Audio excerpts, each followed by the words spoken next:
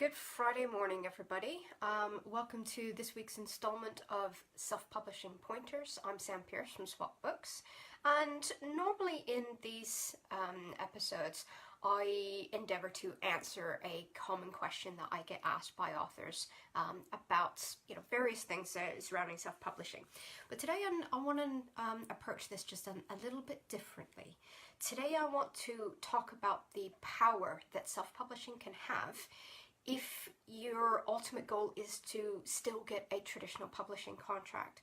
Now, for a lot of authors, even those that self-publish already and understand the benefits of self-publishing, there is still this ultimate wish list, this ultimate goal of wanting to get a traditional publishing deal.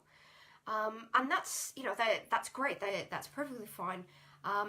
But a lot of authors kind of overlook the fact that self-publishing can be an excellent springboard to help you A, get that self-publishing contract, and B, when that publisher finally agrees to say, yes, okay, we want to give you a deal, it puts you in a much stronger negotiating position. And this was highlighted for me absolutely perfectly yesterday. Yesterday I was up at an event in Birmingham, the Now What Life event that Brad Burton hosts. Fantastic an event, lots of really amazing speakers, a lot of really intense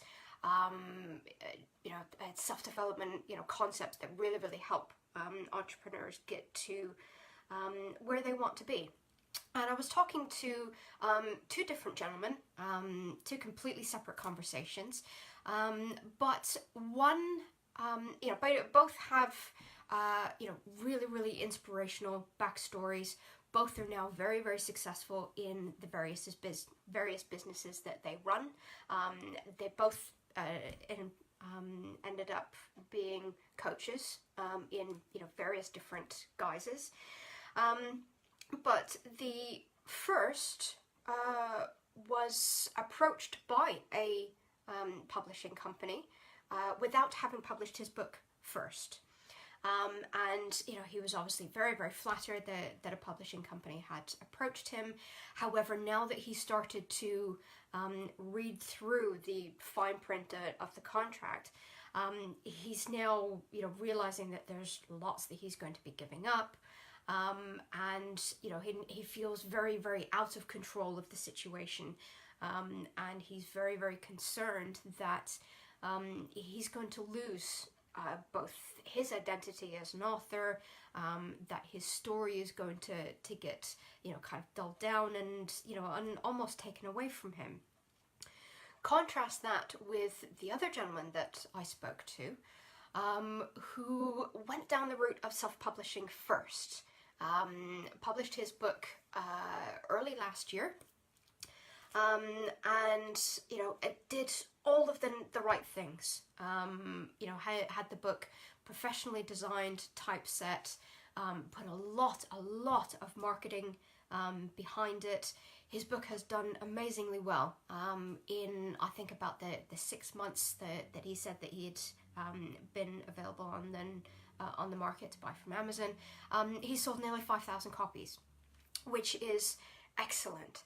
And now he is in negotiations with a traditional publisher, but because he has the backing of all of these book sales already, he already knows what he wants, where he's going, he's already found his voice, he is in a much stronger position. He has been able to dictate the terms that he wants to be included in his publishing contract. And it's more likely that he's going to get those terms because he's come to the table already with a proven track record of sales, that he is sellable, his book is sellable, and he has a market that this publisher wants. So the tables in the second instance have been completely turned around, where the author is now in control of the negotiating situation, has been able to ask to say, look, if you want to publish my book under your brand, this is what I want in exchange.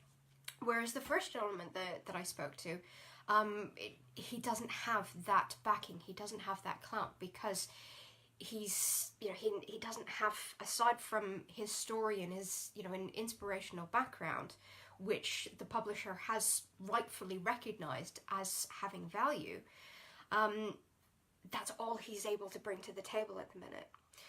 So while both instances and both stories are amazing examples of how an inspirational story can really help catapult an author into the bigger leagues of having a traditional publishing deal, going down the route of self-publishing first, getting your story out there in the way that you want it done, told in the way that you want it told, with your control and your stamp on it, before a publisher gets a hold of it and tries to mold it to what they want as a brand, it's just going to put you in a much stronger position when it comes to negotiating for what you want.